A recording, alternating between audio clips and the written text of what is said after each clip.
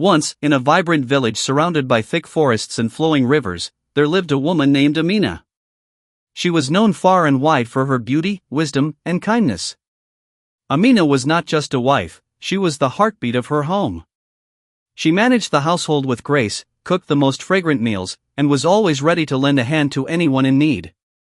Her husband, Kwame, was a proud farmer.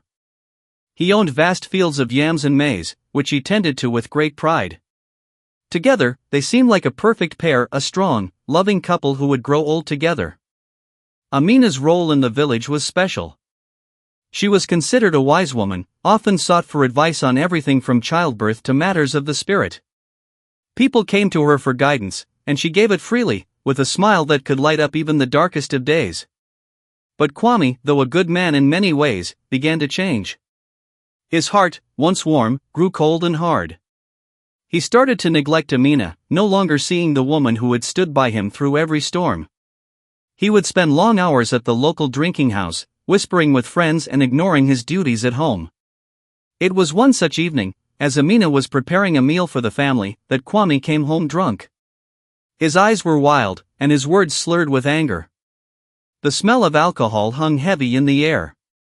"You're too good for me, Amina," he spat, his voice full of bitterness. "You talk to people too much, you think you know too much. What do you know about a man's heart?" Amina was taken aback, but she remained calm. "I know the heart of a good man, and I know the heart of a lost one," she replied, her voice steady like the rhythm of a drum. But her words fell on deaf ears. In a fit of rage, Kwame told Amina to leave, claiming she was no longer worthy to be his wife. His pride blinded him to the love they once shared. Amina, heartbroken but strong, packed a few belongings and left the home she had once shared with him. The village watched in silence as she walked away, her eyes never showing the hurt that was deep inside. And so, Amina was driven away, alone, with no choice but to start anew. Amina wandered for many days, with nothing but the weight of her sorrow on her shoulders. The journey was long, and the land she walked was rough, filled with thorns and jagged rocks that tore at her skin. The heat of the sun burned her back, and the nights were cold, leaving her to sleep beneath the open sky, under the watchful gaze of the stars. Yet, despite the harshness of her journey, Amina never faltered. Her steps were steady, and her heart, though broken, remained strong. For she knew that a woman's strength lies not in the comfort she is given, but in the resilience she finds within herself when the world is against her. The villages she passed through saw her as an outcast, a woman with no home, no husband, no place. But Amina never begged for pity. She worked wherever she could, helping women grind maize, tending to sick children, weaving baskets from the reeds that grew along the riverside. With every task, she found a little more of herself again.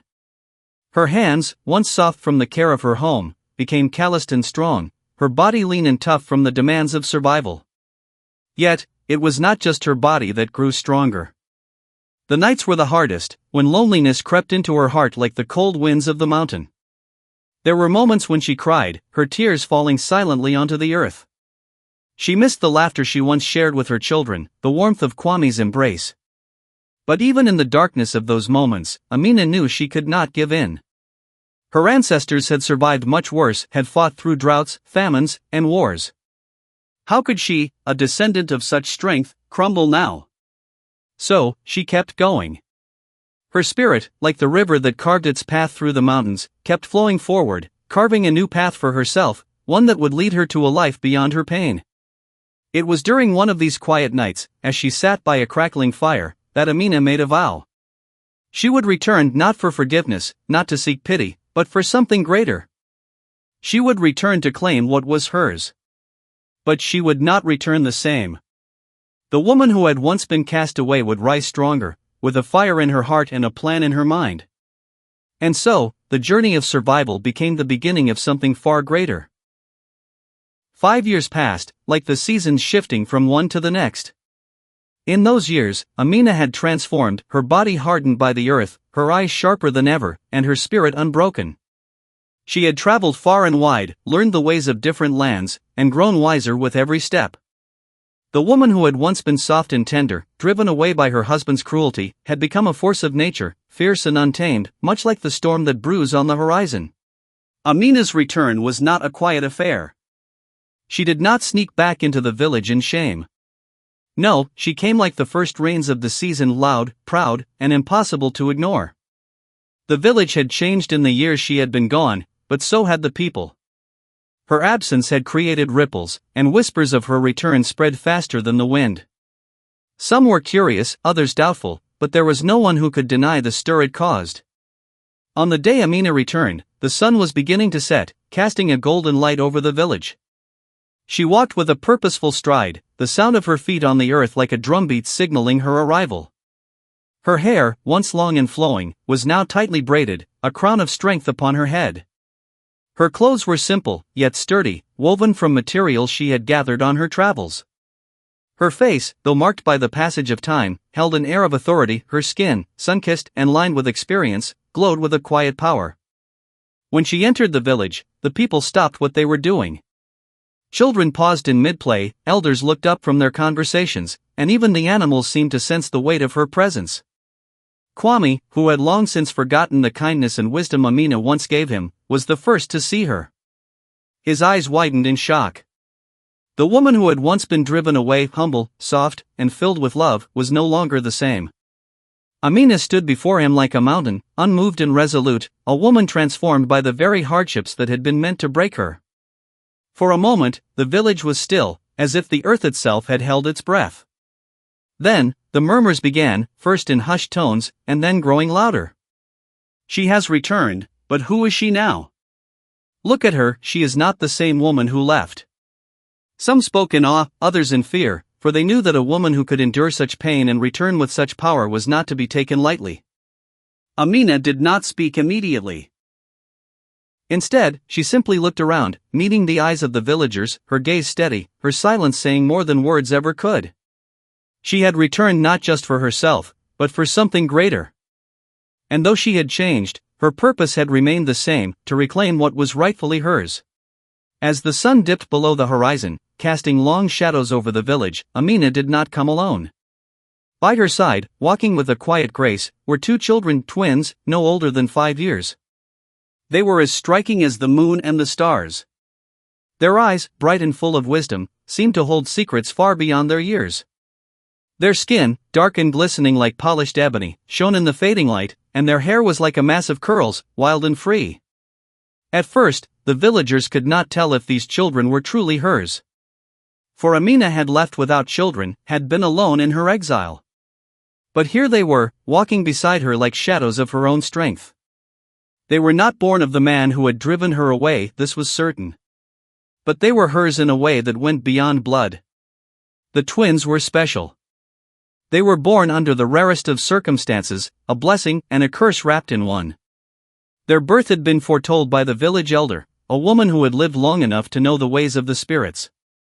2 children will come, she had said, but they will not come from love. They will come from revenge. And their fate will be tied to the one who wronged their mother. The twins carried the power of the ancients within them. They were the embodiment of Amina's pain, her strength, and her unwavering will. Their presence marked the beginning of a new chapter, not just in Amina's life, but in the life of the village itself. When Kwame saw them for the first time, his heart skipped a beat. Something about the twins unnerved him. It was not just their beauty, nor the quiet confidence they exuded, but something deeper, something ancient. The villagers had long spoken of twins as symbols of balance, of 2 forces that were destined to change the world. The elder had said that twins brought both blessing and destruction, depending on how they were treated. And now, these twins stood before him, the living proof of the prophecy that had haunted his dreams for years. The community, too, felt the weight of their presence. Elders, who had once spoken of such prophecies in whispers, now saw it with their own eyes. Some saw the twins as harbingers of doom, others as a sign that Amina had returned not just for herself, but to change the fate of those who had wronged her. Kwame, unable to look away from the children, felt a wave of guilt rush over him. These children, innocent, yet filled with a power he could not comprehend, were the living embodiment of his own failure. The thought that they might be the agents of his downfall filled him with fear. As Amina and the twins moved through the village, the whispers grew louder. They are her revenge, some said. They will bring ruin to us all. Others, more hopeful, saw the twins as a reminder that even in the darkest of times, there is light, and sometimes, from pain, comes the power to rebuild. But Amina, as always, remained calm. She knew that the twins were more than just instruments of revenge. They were a symbol of her resilience, a reminder that no matter how much one is cast away, the power to rise again lies within. Kwame's heart thundered in his chest as Amina stood before him, her eyes calm but unyielding. The once soft, loving woman he had cast aside had returned, not broken, but stronger than he had ever imagined. The twins, standing silently by her side, were like two silent witnesses to the wrongs he had committed, their eyes full of an ancient wisdom that he could not fathom. For the first time in years, Kwame's mind became clouded with doubt. He had lived his life with pride, with the belief that he could control his fate, his wife, and his place in the village. But in the presence of Amina, and the twins who seemed to carry an aura of power beyond their years, Kwame felt something he had not known in a long time: fear. He had driven Amina away in a fit of arrogance, blinded by his own pride and anger. He had forgotten the woman who had cared for him, who had given him children, who had supported him through every trial. Now, standing before him, she was not the same gentle woman who had once cooked his meals and cleaned his house. She was a force, a storm that had returned to reclaim what was hers. As Amina stood silent, the weight of the years pressing down on him, Kwame's mind reeled. His first thought was that she had returned for revenge, and in his heart, he feared that his time had come.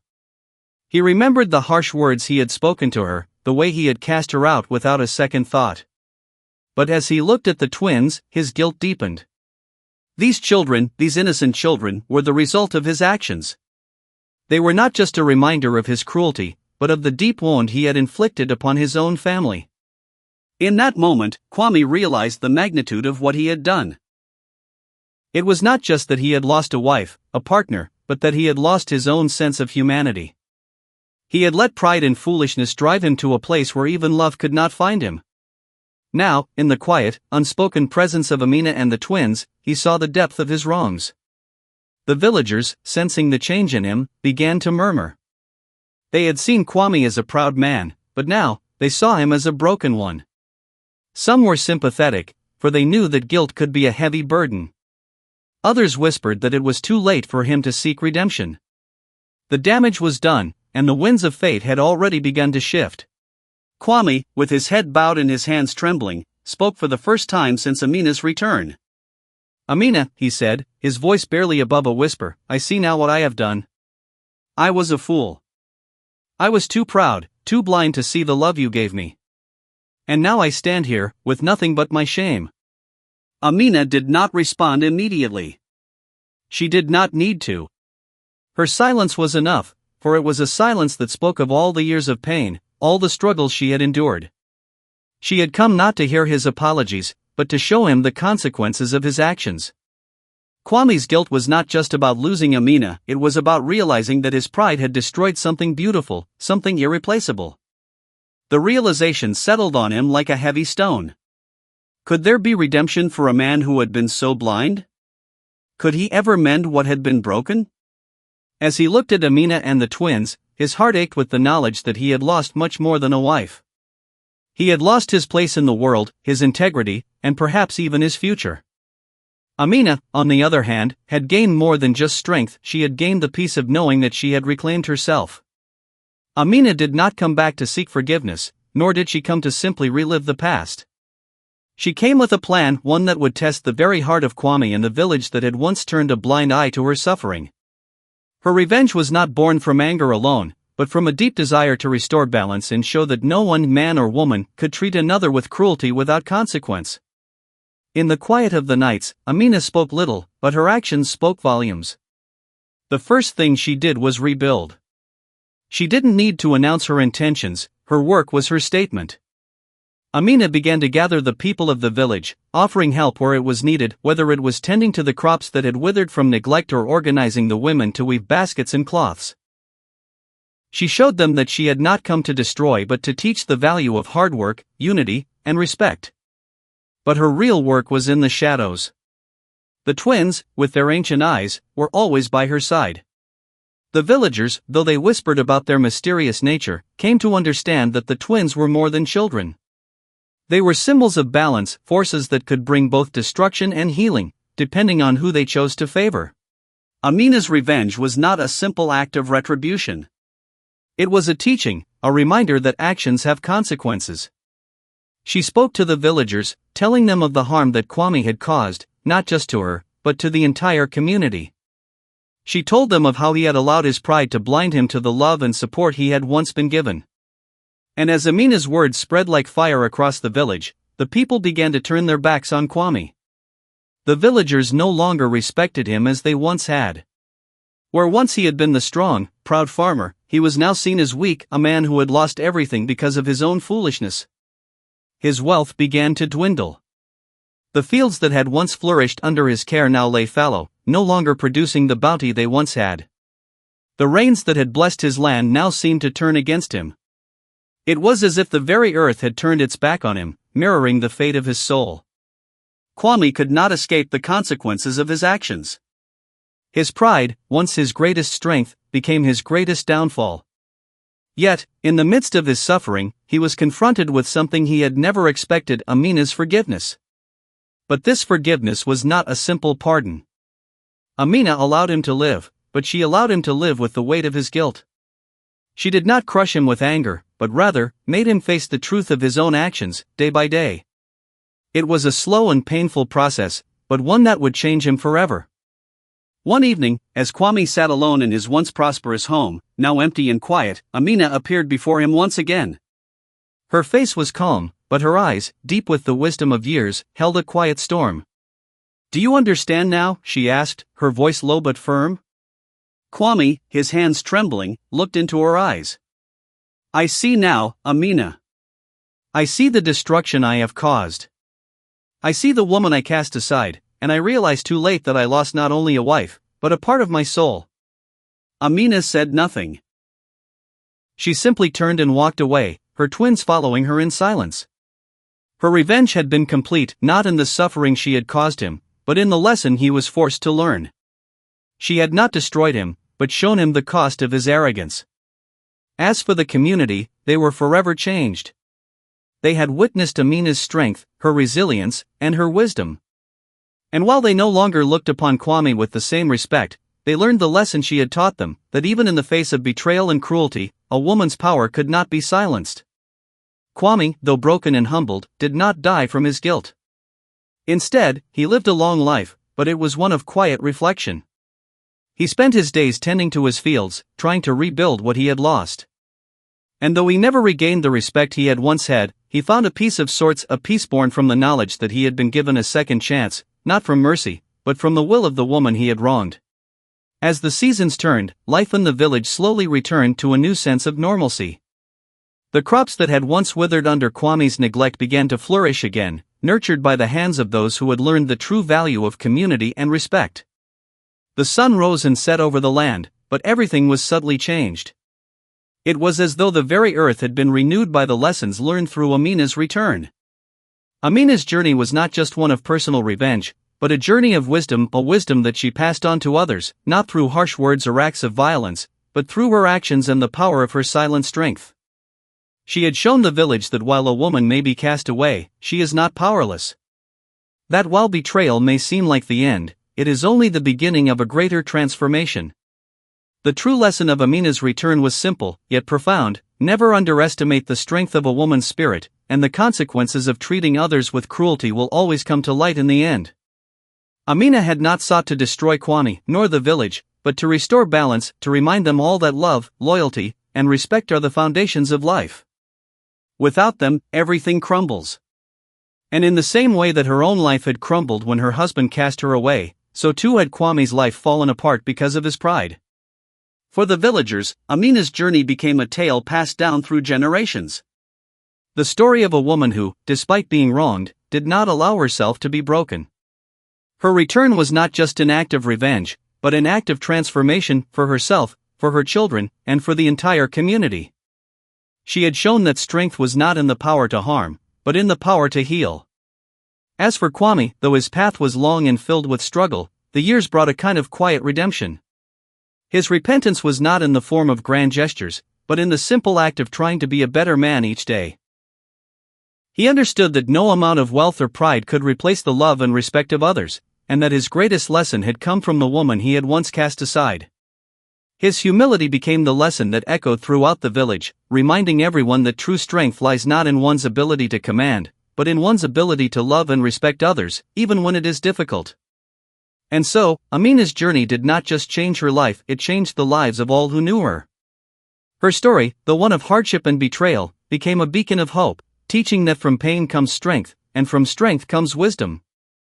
A woman, once driven away, had returned not to claim revenge, but to restore what had been lost and to remind everyone that no one can escape the weight of their actions forever.